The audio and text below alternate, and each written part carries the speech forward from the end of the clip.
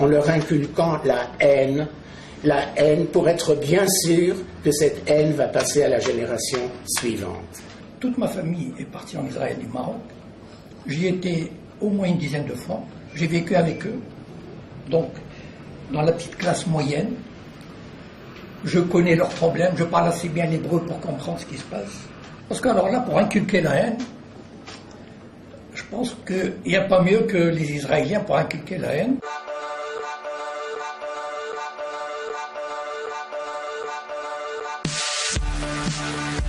Ah, et on reviendra à chaque fois que tu dis ça en ligne. À chaque fois, ça te collabore.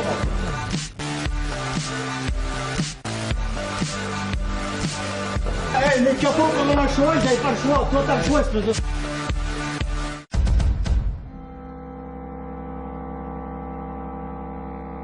Jacob Cohen, qui est un Français juif marocain, dont nous vendons le livre, là, Le Printemps des Sayanim, et qui est typiquement ces juifs marocains qui sont très antisionistes parce qu'ils reprochent à Israël ce qu'ils ont fait finalement aux juifs marocains. Il faut savoir que les juifs marocains vivaient très bien au Maroc, en bonne intelligence avec leurs frères, on va dire leurs frères berbères, parce que finalement ils étaient de la même... qu'ils soient musulmans ou juifs, ils étaient de la même ethnie et ils vivaient depuis des siècles ensemble. Et en fait, l'État d'Israël, qui est une création, je le rappelle, de juifs ashkénazes russes, a tout fait, parce qu'ils avaient besoin, dans une logique de classe, puisque là il faut étudier la thèse d'Abraham Léon sur ce que c'est qu'un peuple classe, comme ils avaient besoin de prolétaires et de sous-fifres, ils se sont battus à mort par une propagande, je parle des juifs ashkénazes russes qui ont pensé Israël, ils ont tout fait pour que finalement les juifs séfarades du Maghreb, qui ne sont pas des juifs séfarades, mais des juifs maghrébins, des juifs arabes, on va dire, que les juifs arabes du Maghreb émigrent en Israël. Ce que beaucoup ont fait. Et ils ont compris finalement, après des années, que finalement ils étaient des Marocains à part entière au Maroc qui vivaient très bien au milieu de leurs frères musulmans, et que finalement en Israël, ils ne sont pas retrouvés des citoyens israéliens, mais les sous-fifres de leur supérieur ashkénaze. Et il y a des tas d'exemples comme ça, notamment de gosses qui ont été vendus parce qu'ils étaient séfarades, c'est-à-dire en réalité juifs maghrébins, qui ont été vendus pour des expérimentations pharmaceutiques par le pouvoir juif, russe, ashkénaze, israélien, vendus au laboratoire pharmaceutique pour les empoisonner, pour des expériences, effectivement, pour des labos pharmaceutiques américains. Et c'est des drames terribles. Il y a en réalité, à l'intérieur de l'État d'Israël, un mépris racial des juifs ashkénazes pour les juifs séfarades. Et ce qui est d'ailleurs assez étrange, c'est que les plus sionistes en France sont les petits juifs séfarades issus de la, comment dirais-je, de la perte de l'empire colonial et issus de la fatalité du décret Crémieux. Ce sont en général les plus sionistes, alors qu'en fait les sionistes historiques et authentiques, qui sont des ashkénazes russes, les prennent pour de la merde, les prennent pour des arabes et les méprisent. C'est assez ambigu. Et Jacob Cohen, qui a vécu toute cette histoire dans sa chair et dans sa famille, est très antisioniste parce qu'il reproche beaucoup à ces juifs sionistes russes ashkénazes leur mépris et leur manipulation de ces juifs maghrébins, notamment marocains, dont ils ont fait le malheur. Et il est très antisioniste. Et en fait, il le proclame. Et il s'est fait récemment, lui qui est juif marocain, agressé par la LDJ. Alors la LDJ maintenant il vitriole plus et casse plus la gueule comme il le faisait avec moi en 2004 parce que le rapport de force ayant évolué, leurs supérieurs hiérarchiques, parce qu'ils sont intégrés au système comment dirais-je, de communautaires juifs, ils ne sont pas du tout à la marge, ils sont encadrés par des militaires israéliens et ils répondent en dernière instance aux directives du CRIF, et on leur a conseillé, compte tenu de l'évolution du rapport de force, pour ne pas mettre en danger les juifs de banlieue, parce qu'il y a des juifs en banlieue qui vivent au niveau des maghrébins, au milieu des maghrébins et des musulmans, de faire des agressions symboliques. Donc maintenant ils mettent des drapeaux français, ce qu'ils ne mettaient jamais avant, et ils agressent avec de la farine et des choses comme ça, alors qu'avant ils cassaient les gueules. J'ai moi-même été ratonné 2 fois par la LDJ, je le rappelle. À l'époque ils ne prenaient pas de gants, ils ont simplement ratifié l'évolution des rapports de force. Donc ils ont humilié ce monsieur Jacob Cohen, qui signait son livre d'ailleurs dans le bar de Karim Achoui, parce qu'en le traitant de capot et de collabo. Ces petits cons qui ne comprennent rien à l'histoire, rien au sionisme, rien au judaïsme, rien à ce que c'est que les juifs du Maghreb, et où aujourd'hui qui en sont à un tel point de délire schizophrénique et de stupidité que finalement leurs actions consistent à agresser un vieux juif. Voilà, on en est là aujourd'hui, où finalement cette double éthique a amené finalement je dirais, à une schizophrénie, ou qui est vraiment cette maladie mentale où à un moment donné, finalement, ils se frappent eux-mêmes. Hein, voilà. C'est très intéressant à comprendre, et c'est très intéressant à analyser à travers l'éclairage du bouquin de Gilad Atzmon que nous venons d'éditer, hein, dont le sous-titre est Anatomie du peuple élu, et le titre Quel juif errant. Voilà, parce que lui, Atzmon, qui est un juif israélien, fait tout le travail d'introspection, qui n'est pas de la haine de soi, mais d'introspection, pour comprendre toutes les contradictions mortelles qui sont aujourd'hui à l'intérieur de la, comment dirais-je, de la conscience juive sioniste. Et lui, ce qui est intéressant, c'est sa conclusion, est la même que la mienne. Il dit que finalement, le pire, ce ne sont même pas les juifs de droite racialistes, mais les pires, ce sont soi-disant les antisionistes de gauche tribalistes, hein, c'est-à-dire dont le champion est pour moi le monsieur Chomsky. Voilà. Et Gilad Atzmon arrive aux mêmes conclusions que moi sur ce sujet très, très complexe et très subtil, qui rejoint toutes les questions dont on vient de parler là. Hein, voilà.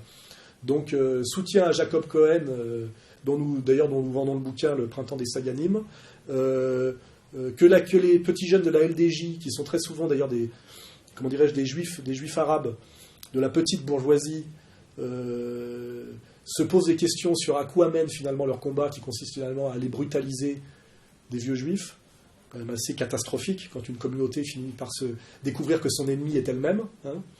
Et que les gens qui veulent essayer de s'en sortir par le haut s'intéressent à ce que je dis et lisent, après avoir lu Israël Shahak, et après avoir lu Israël Shamir, et après avoir lu Bernard Lazare, qui lisent le dernier bouquin de Gilad Atzmon, dont je ferai la promotion ailleurs, et que nous coéditons et que nous vendons sur Contre-Culture. Voilà. Le Conseil constitutionnel a donc décidé de censurer la loi qui punit la contestation du génocide arménien. Le Conseil juge que cette loi est finalement une atteinte à l'exercice de la liberté d'expression. L'article 11 stipule que la liberté de communication des pensées et des opinions est un des droits les plus précieux de l'homme. Pour les sages, donc, interdire la négation publique d'un génocide va à l'encontre de la liberté d'expression, un droit qui touche à l'essence même de la démocratie.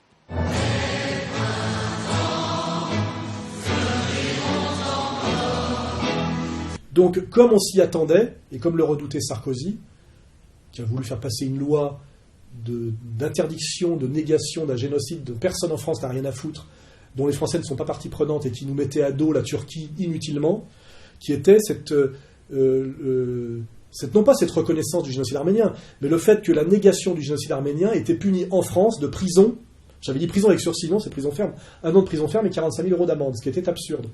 Et le Conseil constitutionnel vient de retoquer cette loi absurde en disant que c'est une atteinte à la liberté d'expression et de pensée en France, ce qui est, voilà, c'est un des fondamentaux de la République que, soi-disant, tout le monde défend alors que tout le monde la bafoue, et que ce n'était pas au législateur de dire l'histoire. Alors, le naïf se dira, donc, ça abroge aussi la loi Guesso. Parce que la loi Guesso, c'est exactement ça. Hein. C'est interdire la liberté d'expression et de penser sur un sujet, et c'est le législateur qui dit l'histoire sous peine de prison et d'amende. Et alors là, on a à un moment donné des menteurs professionnels, hein, je ne vais même pas dire les noms, mais des gens dont le rapport à l'autre et le rapport au monde et le mensonge intrinsèquement, qui vous disent oui, non, mais ça n'a rien à voir, parce que la loi Guesso, elle, est accolée à Nuremberg. Le Parlement français n'a jamais reçu de la Constitution le pouvoir de dire tel fait historique a eu lieu à tel moment dans tel pays. La série des lois mémorielles depuis longtemps, pose un problème aux juristes. Et moi, ma position a toujours été constante. Le Parlement n'a pas le pouvoir de faire l'histoire. La loi Guesso, ce qu'elle interdit, c'est la remise en cause du jugement rendu par le tribunal de Nuremberg. 13 000 qui étaient des Juifs de France. Donc la France, à cet instant, est liée par le respect qu'on doit à l'autorité de la chose jugée à Nuremberg. Donc, l'interdiction de remettre en cause le jugement de Nuremberg est une interdiction qui repose sur le respect dû à l'autorité de la chose jugée. Alors, comme moi, j'ai un sens très grand de l'abstraction, de la déduction et de la pédagogie, on est en train de dire en disant que la loi Guesso n'est pas touchée par l'anticonstitutionnalité de la loi sur le génocide arménien, qu'en fait, ce n'est pas aux législateurs, c'est-à-dire aux politiques de dire l'histoire, mais par contre, la loi Guesso, elle, est valide parce que c'est Nuremberg, c'est-à-dire un tribunal militaire. C'est-à-dire que ce que nous vend aujourd'hui un escroc comme Klarsfeld, c'est que finalement, ce n'est pas aux politiques et aux législateurs de dire l'histoire pour le génocide arménien, mais par contre, le militaire, lui, a le droit de lire l'histoire, hein, l'armée a le droit de dire l'histoire pour le génocide juif. Or, dans la hiérarchie de l'incompétence et de l'invalidité et de l'absence de sérieux historico-universitaire, il me semble, moi, que le militaire est encore au-dessus du politique. Hein. Ce qui veut dire que, si je veux bien résumer, le génocide arménien, on n'a pas le droit de criminaliser sa négation parce que le politique n'a pas à dire l'histoire, mais par contre, on peut criminaliser celui qui veut discuter de la réalité historique de la séquence 33-45 quant au génocide juif, mais ça, on n'a pas le droit d'y toucher, parce que si le politique n'a pas le droit de l'histoire, le militaire, lui, a le droit de la dire. Voilà. Hein. Donc il faut savoir aujourd'hui que le politique n'est pas un historien sérieux, mais le militaire, lui, oui. Voilà, c'est exactement la situation dans laquelle nous sommes aujourd'hui, qui est une situation à la fois absurde, grotesque, qui bafoue l'intelligence, comme je dis toujours, le logos et la République. Et la question, c'est combien de temps va-t-on encore tenir sur ce cirque, cette mascarade qui insulte l'intelligence, la logique, l'histoire et la République. Voilà. Et la réponse est combien de temps va encore durer cette domination obscène communautaire sur la France. Voilà, c'est la même question. Voilà. En fait, il faut être conscient du moment historique qu'on est en train de vivre. On est sans arrêt empêtré dans des vieux concepts. L'un des vieux concepts, c'est la notion d'ultralibéralisme. Mais la façon dont l'argent est fait maintenant n'est plus libérale. C'est-à-dire la Banque centrale européenne, qui est un mécanisme étatique, distribue de l'argent aux banques, et les banques ensuite reprêtent cet argent aux États, qui elles-mêmes prélèvent des impôts qui permettent d'extraire de l'argent des populations. C'est plus le libéralisme, c'est un nouveau système. Je veux dire, ce qui se passe actuellement en Grèce, c'est la destruction de la démocratie par l'Europe. Et comme le mécanisme est très général, comme le processus de destruction se fait comme dans la naissance du fascisme et du nazisme, en fait, au-delà de l'agitation populaire, etc., par en haut, je veux dire, c'est un complot des élites, je dois être un complotiste, en fait, dans un sens, un complot des élites, je pense qu'on peut commencer à spéculer sur l'intérêt du concept d'eurofascisme.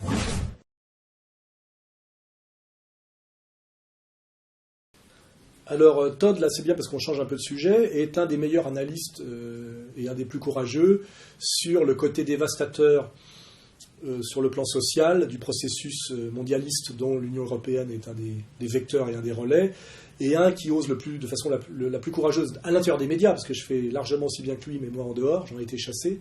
On verra d'ailleurs pourquoi lui n'en est pas chassé, peut-être. Il fait un très bon travail pour dire effectivement que l'Union européenne est une catastrophe, que l'euro n'est pas viable et qu'il va falloir en sortir. Et quelque part, il fait l'apologie d'un protectionnisme raisonné. Il est en fait très proche de la ligne économique de Marine Le Pen. Hein.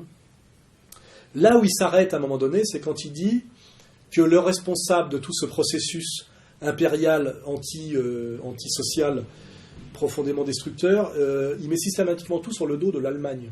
Donc l'euro est devenu une machine à détruire les économies françaises et autres. Ce qui donne à l'Allemagne ce surcroît de puissance et ce qui est en train, je dirais, de faire de l'Europe, qui était une communauté de nations égales, un système hiérarchique, avec en haut une Allemagne dominante, son brillant second la France qui essaye de ne pas faire de vagues, et puis en bas, la nation martyre qui est la Grèce. Ce qui est assez bizarre, et en disant en gros que tout ça amène à Hitler. Alors dans sa manière de présenter les choses de manière un peu floue, il nous ferait penser que finalement le processus impérial qu'on subit en ce moment serait de l'hitlérisme. Mais la vérité, c'est que c'est la situation, je veux dire, de tous les peuples européens, et avec la même catastrophe, je veux dire, vers laquelle on va, puisqu'en plus, on n'est pas du tout dans un truc économique rationnel. On est dans quelque chose qui relève de la folie collective, puisqu'on sait que tous ces plans d'austérité, de rigueur, ne vont faire qu'aggraver la crise et aggraver le problème du service de la dette. Donc on est dans les années 30. Or, historiquement, je dis que là, c'est la limite de l'honnêteté de Todd. Todd ment, parce qu'il suffit d'avoir lu Stash Mullins, il suffit d'avoir lu Ezra Pound, il suffit de s'être intéressé à la question de l'entre-deux-guerres pour savoir que Hitler est arrivé au pouvoir justement parce qu'il s'est opposé à ce processus mondialiste qui existait déjà à l'époque et qui avait réduit l'Allemagne à la situation de la Grèce actuelle. Et qu'en réalité, ce processus mondialiste et impérial a amené Hitler, mais pas comme aboutissement d'une logique, a amené Hitler parce que Hitler s'est opposé radicalement et violemment à ce projet. Effectivement, à cause de la folie et de la bêtise mondialiste, nous avons eu Hitler. Et ça, c'est Todd qui saute des médiations et qui fait un peu l'idiot, parce que quand on dit Hitler, c'est comme quand on dit juif, là, à un moment donné, tous les fils se touchent. Hein, et puis quand on dit juif et Hitler de la bonne manière, on peut continuer à aller chez Tadi, voyez. Mais donc là, je reprendrai Todd pour dire que Todd, il n'est pas mauvais, mais Hitler n'est jamais que le type qui, à un moment donné, a émergé dans la Grèce de l'époque à cause de la destruction de l'Allemagne, qui est exactement le même processus de la destruction de la Grèce aujourd'hui, et donc on peut montrer les mêmes du doigt. Et au sommet de la pyramide de la domination, il n'y a pas l'Allemagne. L'Allemagne joue sa carte dans ce jeu-là, mais c'est un jeu qui lui a imposé, et qu'elle peut jouer parce qu'elle a des qualités intrinsèques qui sont liées au capitalisme rénan. Mais elle n'a pas instillé ce processus mondialiste qui est fondé sur la haute finance spéculative et la création de fausses monnaies et la logique de la dette. La logique de la dette n'est pas la logique allemande. La logique allemande est une logique de capitalisme industriel productif de valeur ajoutée. Ce n'est pas un capitalisme comprador de manipulateurs financiers. Et là, il ne faut pas lire Max Weber, il faut lire Sombart, hein, pour comprendre. Et là, Todd fait l'imbécile. Hein. Il fait l'imbécile parce qu'il montre bien, effectivement, l'Allemagne pour cacher Wall Street. Hein. Et à Wall Street, ce n'est pas des Allemands. Hein. Alors que peut-être, à un moment donné, je ne sais pas si Todd fait ça, parce qu'il sait très bien que s'il va au-delà, un peu plus loin dans son analyse, il me rejoint, mais il me rejoint aussi sur le banc des maudits, et qu'il ne passera plus à la télé, et puis qu'il est aussi universitaire, etc. Hein. Ou alors, s'il n'arrive pas à le faire, parce que là, c'est pour des questions, je dirais, d'idiosyncrasie familiale, parce qu'il se rappelle qu'il a un grand-père qui était rabbin à Bordeaux. Je ne sais pas, voilà. Mais moi, j'aime bien accompagner Todd quand il fait une critique de qualité, mais là, comme je fais avec Ramadan, Anab et avec les autres, je dis, Todd, tu mens 2 fois, parce que le sommet de la logique du processus mondialiste n'amène pas à Hitler comme logique finale, il amène à Hitler comme catastrophe, mais comme catastrophe épiphénoménale, comme catastrophe en réaction. Hein, voilà. Et au sommet de ce processus mondialiste à laquelle l'Union européenne participe et appartient, et dont en ce moment l'Allemagne essaie de tirer son épingle du jeu, mais ce n'est pas elle qui a instauré la dynamique, elle n'est pas au cœur du dispositif.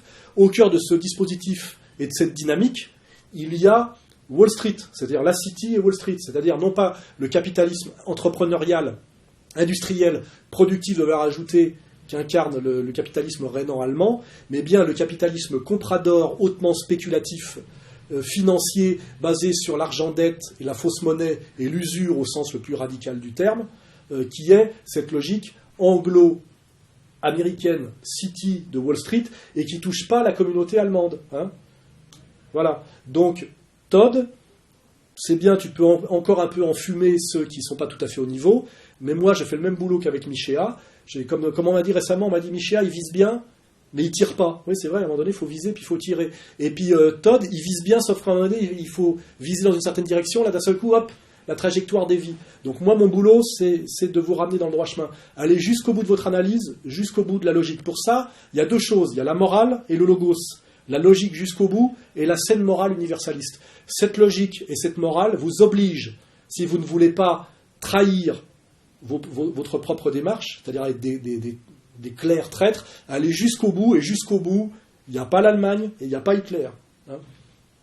D'accord ? Voilà. Donc attention à la prochaine fois.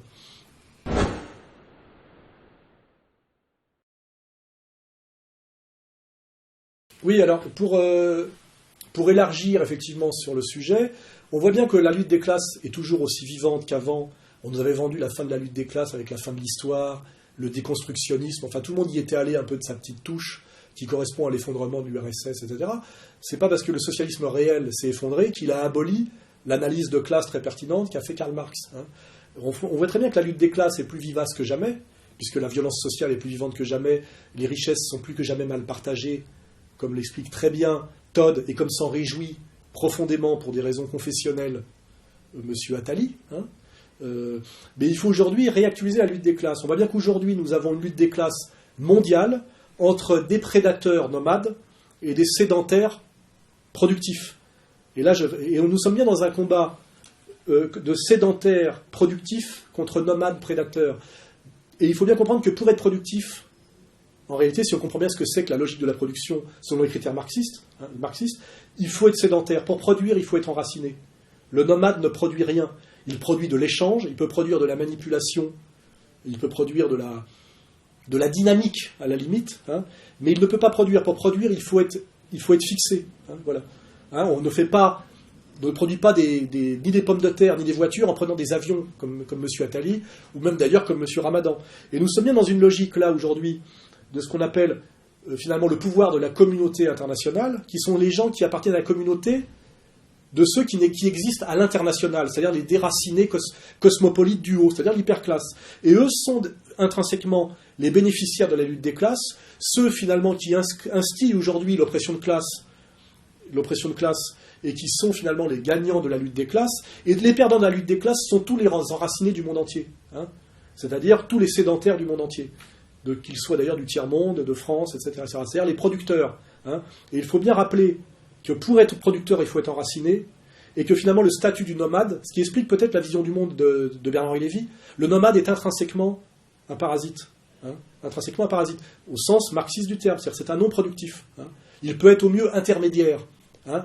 Intermédiaire entre le producteur et le consommateur, et il touche sa commission, et à un moment donné, il prend le pouvoir. C'est la prise du pouvoir de la classe intermédiaire des marchands, issus des laboratoires, que j'explique très bien dans Comprendre l'Empire, et qui fait qu'à un moment donné, ceux qui ont le pouvoir sur le monde, finalement, n'appartiennent à aucune des trois catégories du tripartisme traditionnel. C'est pour ça qu'ils mènent le monde au chaos, et qu'ils sont totalement illégitimes d'un point de vue anthropologique.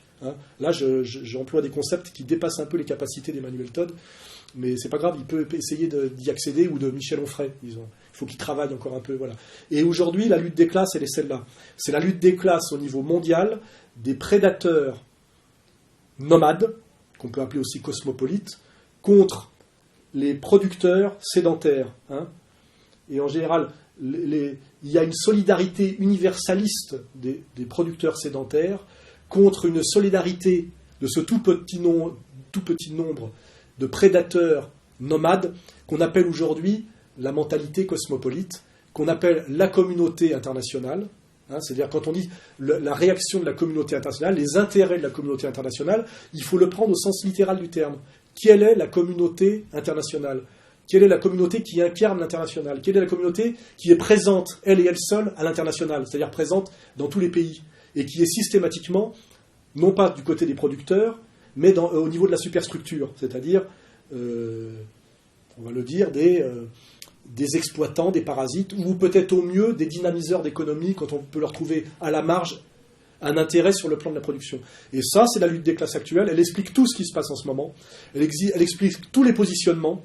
Elle explique tous les choix politiques. Elle explique tous les mensonges, notamment celui par exemple, d'un Mélenchon, qui est dans une contradiction radicale par rapport à cette vraie lecture de classe, puisque lui prétend défendre le peuple productif.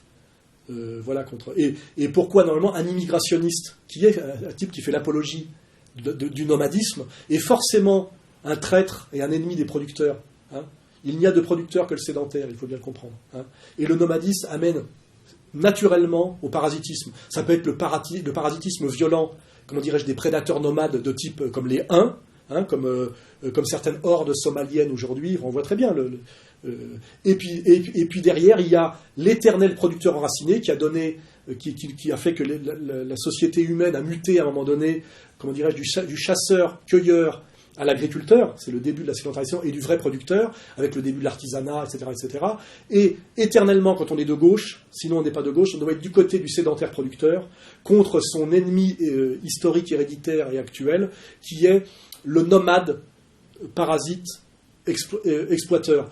Et comme par hasard, dans cette catégorie-là, on trouve Bernard-Henri Lévy, Attali, Minck, à la marge Tariq Ramadan, c'est un accompagnateur, voilà. Et on a bien cette lutte des classes qui nous est imposée par le mondialisme et qui est validée par le mondialisme et qui explique actuellement ce combat mondialiste pour ou contre l'Empire. Voilà. Les larmes de Vladimir Poutine venaient-elles de l'émotion ou bien n'était-ce que l'effet du vent sur Moscou, comme il l'a dit lui-même ? Quoi qu'il en soit, le nouveau président russe élu dès le premier tour a légitimé son succès dans les urnes. Nous avons gagné un combat ouvert et honnête. Nous avons montré que personne ne peut rien nous imposer. Personne. Et comme pour appuyer sa victoire, faire taire toute contestation, plus de 100 000 partisans de l'homme fort de Russie étaient venus partager le moment face au Kremlin. Je fais juste partie des milliers de personnes qui sont venues d'eux-mêmes pour célébrer le choix d'un avenir stable pour notre pays. Nous votons tous pour notre président Poutine.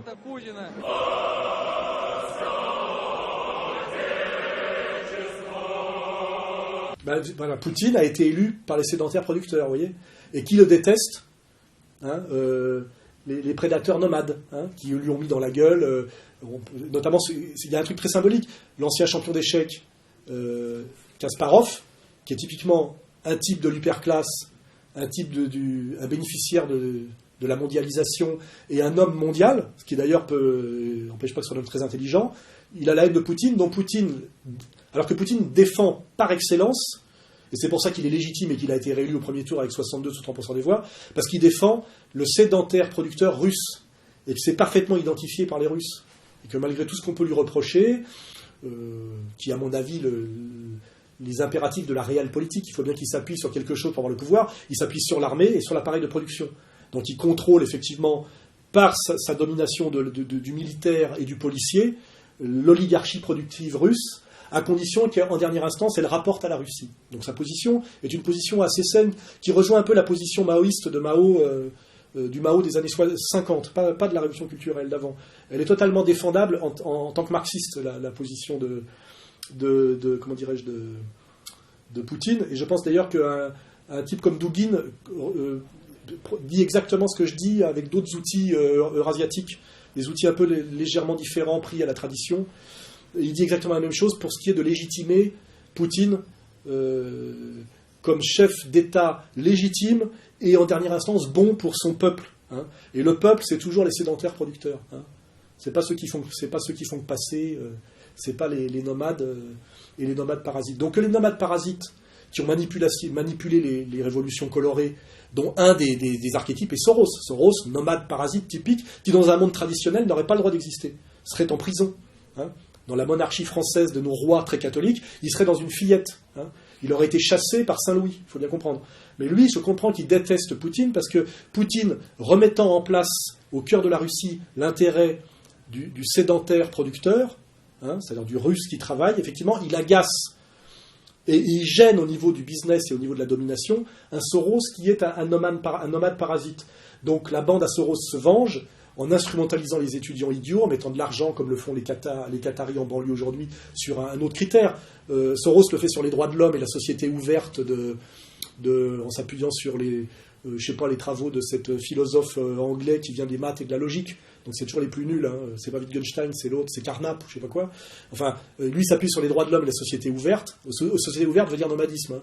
Et l'autre s'appuie sur le soi-disant wahhabo-salafisme, enfin quand c'est les Qataris. Mais c'est toujours ça de toute façon pour nuire à ceux qui défendent les intérêts des sédentaires producteurs. Il ne faut pas oublier que cet islam contre lequel je lutte moi est un islam mondialiste qui en dernière instance est aussi la vision dominatrice de gens qui sont des impériaux au-dessus des sédentaires producteurs, c'est-à-dire antinationaux, transnationaux, et qui ne se posent pas la question de l'intérêt de la production.